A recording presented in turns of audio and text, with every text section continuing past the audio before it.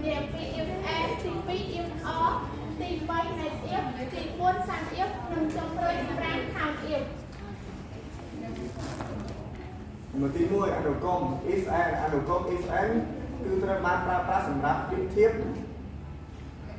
លក្ខខណ្ឌច្រើនដែលត្រូវលក្ខខណ្ឌត្រូវតែពិតទាំងអស់រូបមន្តអនុគម if and logical 1 logical 2 verb view if true verb view if false មួយអនុគម if and តរូបមន្តអនុគម if and logical 1 logical 2ក្របខ័ណ្ឌច្រើនដែលត្រូវកំណត់ verb view if true លក្ខខណ្ឌដែលត្រូវកំណត់ពិត verb view if false លក្ខខណ្ឌដែលត្រូវកំណត់មិនពិត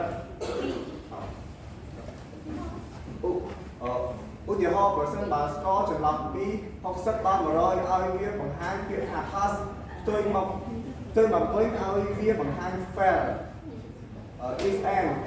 AP ធំជា60 AP តូចជា100 pass fail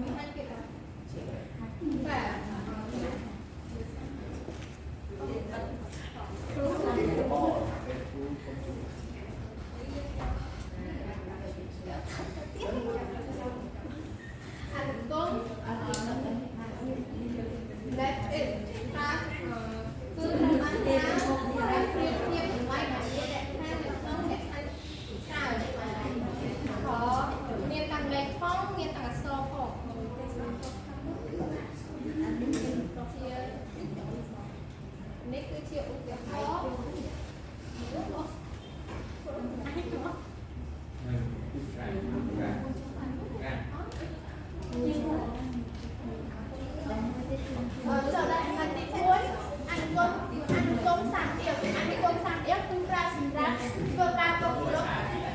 ចំនួនទៅតាមលក្ខខណ្ឌរូបមន្តរបស់សាមៀស្មើ rank criteria sun rank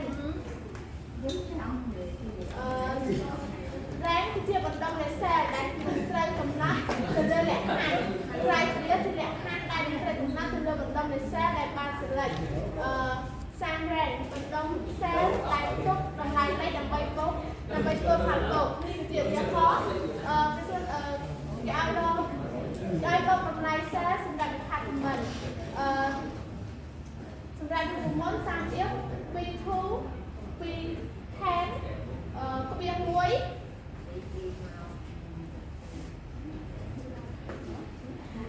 ក្បៀង1បើឃើញកណ្ដុរដាក់ពាក្យ cell បិទមកវិញរួចដាក់ក្បៀង C2 C10 ចម្លើយរបស់វាគឺស្មើនឹង 2000 ចូលដល់